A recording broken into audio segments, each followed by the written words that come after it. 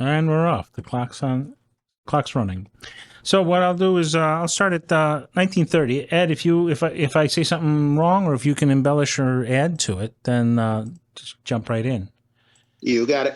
All right. Mom was born in 1930, so we'll start with her. She was born 2 years before Dad. She was born in that farmhouse. You guys remember the farmhouse? Yes. All right. So she was born in that farmhouse in 1930. So that's a period during the. I looked up a little bit of the history. That's the Kingdom of Yugoslavia, the kingdom of the Serbs, Croats, and Slovenes. King Alexander was the king who was assassinated in 1934 in Marseille, and his son, who was only 11, became the king or regent. His son's name was Peter, and King Peter turned 18 just before. He turned 18 in 1941, and that's a month later he became king, and then that's when Germany attacked Yugoslavia, and he had to flee. King Peter was buried in Libertyville. He escaped. He was king in exile. There's a Serbian church north of Libertyville on Milwaukee Avenue, and he was buried there in 1970s when he died. Serbian. They dug him up and took his remains back to Serbia. Did you know that, Ed?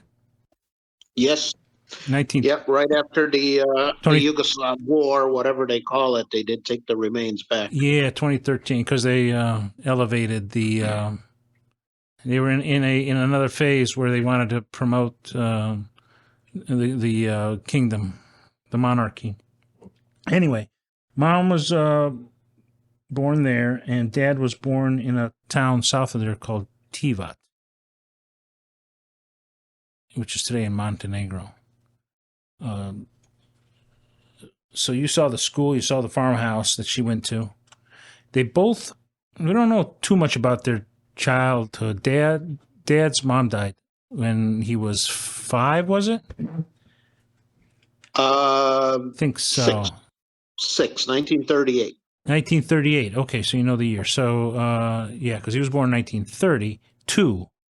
And you're right. So he would have been 6. But he had an older brother, Uncle Carlo. You guys remember Uncle Carlo, right? Older brother. Yep, older brother. There's a picture on the wall with the two of them, 2 kids. I think it was, they were dressed in black, so it was probably taken a few months, or if not weeks, after their mom passed away. We don't know too much about. We had a few details about their childhood. Dad had a rough childhood. His mother had 3 sisters, and they all kind of took turns. Five sisters. Had 5. Yeah, there were. Now I don't remember if there was an equal number of boys on the Perovic 4 and 4. It was 4 and 4. Girls on the Zajac side. 4 and 4. I can't remember if the total was 5 or 6, and I think it was 6 each. I want to disagree and say there was 4 of each, but maybe. Okay, let's say 4.5. 4.5. Yes. I have that data. I have that stuff all written down with their names and everything, and I can look that up one day. Right. The youngest sister was alive. She only passed away, maybe 10 years ago? I don't know when she passed away, but yeah, I did get to meet her. Teta Violeta. She lived in Zagreb. Oh, you got to meet her? Yes. Yeah, in 96, when Nancy and I came here the first time together, right after the war. Wow. All right. Yeah, we had a nice long sit down and talk about her sister, and she didn't have anything really nice to say about our grandfather. Let's put it that way. Yeah, he was a womanizer, and he was a fun guy, but he was a womanizer and an alcoholic. Yeah. Yeah. But anyway, Mom and Dad both fled Yugoslavia. After World War II, Yugoslavia was a communist country, and they didn't like what was the way things were going, and so they decided to flee. I don't know the exact year. I think Mom was 27 years old, which means it would have been 1957. Yeah, I always, when people ask me, I say it's either 57 or 58, based on the fact that they got married in 1960 No, in 59. Paris. 59? 59. So Oh, it may have been even earlier. Then it's at least, then it's not 58, it's 57 because Dad lived in Naples for a little over a year. yeah. Once he ended up in Italy, whereas Mom ended up in Paris after being caught in living basically in a tent city in Italy for refugees. Yeah. But Dad ended up in Naples. So you figure if he was 57, he lived in Naples till 58, and then going to Paris in 59. So it may have even been 56 as far as we know. Yeah. We never got that level of detail down. So they both independently kind of ended up in the same hostel, hotel, apartment building, something like that. It was. I think Yeah. it was more of a hostel for refugees, because Mom said the women are on one floor and the men were on another. Yeah, I remember something like that. I don't know the details either. Yeah. So that's where they met. That's where they got married. And that's where I was born. That's why I was born in Paris. Oui. The mom had some harrowing stories about fleeing and getting across the border, and ending up. All they had to do was get across the border into Italy, and there were lots of refugees from all parts of Yugoslavia, and they all threw them into a refugee camp and kept them there. We didn't ever. She went through Trieste.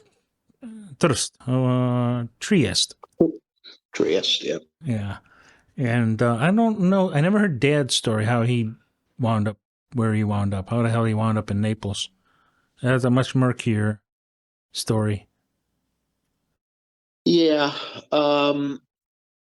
And going back, so we kind of do it in chronological order. I think it's worth mentioning that Mom is the oldest, but she's the oldest of surviving children. Didn't Grandma give birth 7, 8, or 9 times? Yeah, and only 3 survived. Yeah. Yeah. And one of which, one that died, was actually 3 or 4 years old by the time they died, because Mom remembers. Her name was Kate, and Mom remembered her very well as a baby. She took care of her, so to speak. She was the oldest, and she lived to be, if I'm not mistaken, about 3 before she died. Wasn't there also a sister that lived to be 9 or something? I mean, back then they just dropped this like Yeah, flies. I mean, you had 9 children in the hopes that 2 or 3 would survive.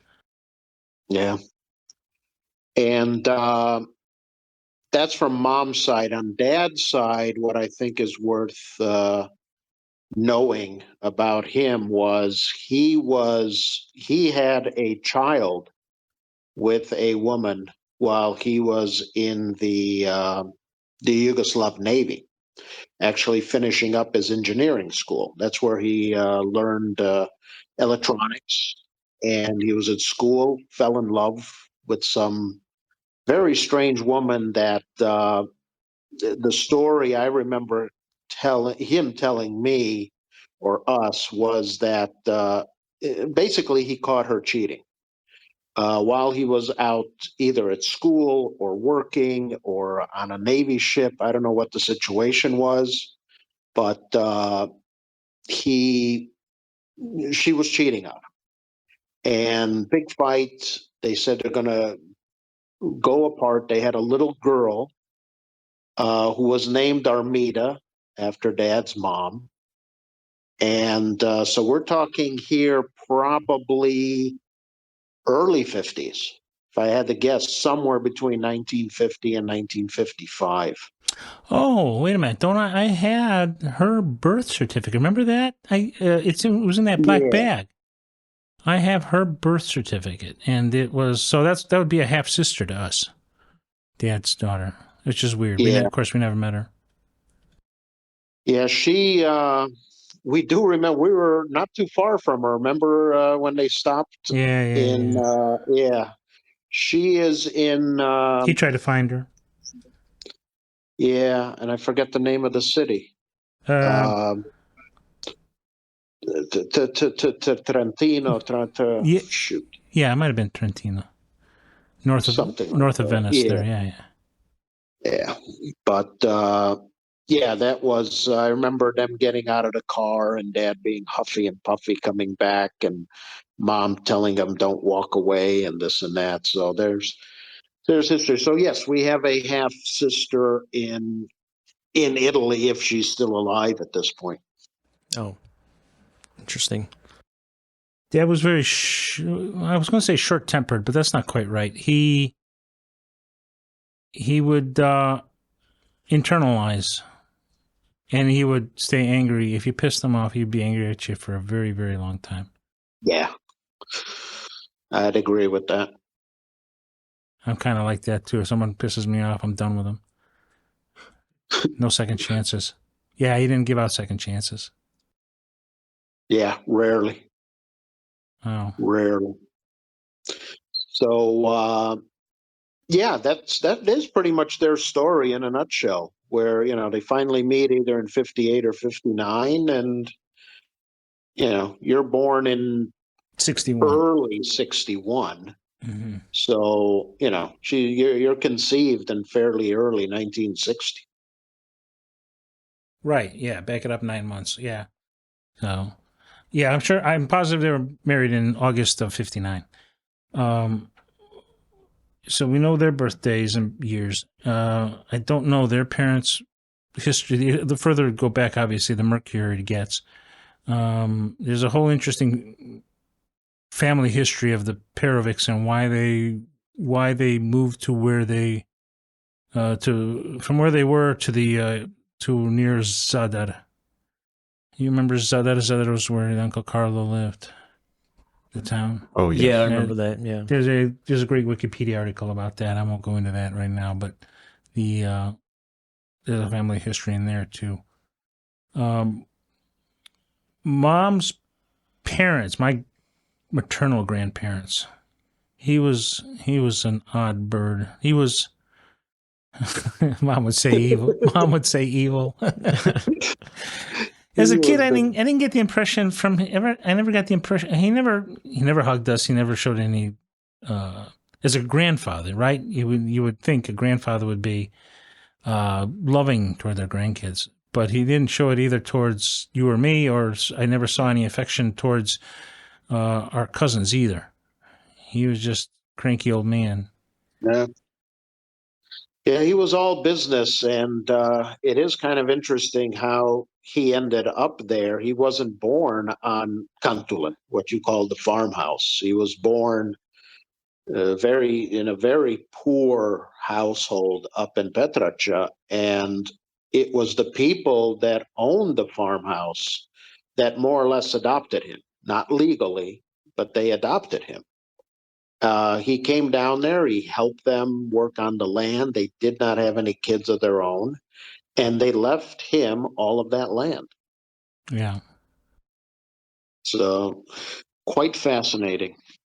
Well, he bought a lot of land himself. He was smart enough to buy land at a time when it was dirt cheap, and you know how much land he owned all around Jupa. Yeah, all that land behind our house, next to our house, behind it where Draga's house is, all that stuff was owned by Grandpa. Mm. He owned all that. Yeah, but I thought about that. Yeah. Since we bought this land behind our house from our cousins, that's all from Grandma's side. What? Think about it. It's from Grandma's side. Really? Who sold Mom? Yeah, the piece of land that Mom bought in 1999 was bought from her cousin. The piece that I bought, also from cousins, those were Grandma's brother's daughters. They were from the Duper side. Uh-huh. So at least the land, yes, he did buy a lot of land close to the farm, behind the farmhouse, all over the place over there. But I didn't realize till I moved over here, just kind of put two and two together. All of this land here, he inherited because of his wife. It had to be because all the cousins own everything else here. Because that's who you bought it from, is mom's cousins. Yeah. So at least these three parcels directly where we are now, next door to it, he was probably savvy enough to buy himself, but the origins of the general area here are definitely on grandma's side, not his. Now, he was also one of four brothers, and two of them went to South America, and his last name was Turčinović, so there should be a whole bunch of Turčinovićes in Argentina, somewhere in South America. I thought it was Chile, but I'm not too sure about it. Yeah. I thought they ended up in Chile. So when you do the ancestry DNA test, one of the results that they send you is lists of people who might be related. So it wouldn't be surprising to find relatives. So at this point, second, third, and fourth cousins in South America. Should, yeah, theoretically. Assuming that they had kids, yeah. Well, probably did. Yeah. But from mom's side, everybody, I don't think anyone went anywhere. They're all right there still. Yeah. And from dad's side, we can go back to his grandfather, who was, his name was Ivan. And Ivan was a school teacher who at one point was actually jailed by the Austro-Hungarian Empire. According to Uncle Carlo, it was because he was a teacher. And at that time, Croatian teachers were looked at as possibly the enemy of the state, I guess. And his mother, so we're talking dad's great-grandmother, is the one that is rumored to have gotten pregnant by a French soldier and therefore disowned by the family. So Ed did a DNA test with the Ancestry DNA, and what it came back with was some Baltic, well, obviously Croatian, but a smidgen of Baltic and Scottish, wasn't it? Yeah, that was the update. Originally, when I got it done about 3 years ago now, it just said 100% this region here, which covers Croatia, part of Lower Bosnia, and even a part of Italy. And then I just got this update less than a month ago that said, with more results, we can get better, we can pinpoint better what your own DNA. And it turns out I'm 95% Croatian, 4% Baltic, and 1% Scottish. So we couldn't figure out the Scottish, but the Scottish could have been the Normans. Normandy was, which is part of France. The Normans, of course, conquered Britain. And so there's Norman blood in Britain, in the British Isles, and there could easily have been a French soldier from Normandy or with ancestors from Scotland mixed in with the blood. So as more people submit results to Ancestry, they'll be able to refine those results, I think, better and better. Yeah, and this is the first indication that rumor of great grandmother having an affair could possibly be true. Right. Anyway, so that's mom and dad leading up to 1961 and my birth. That's end of chapter 1.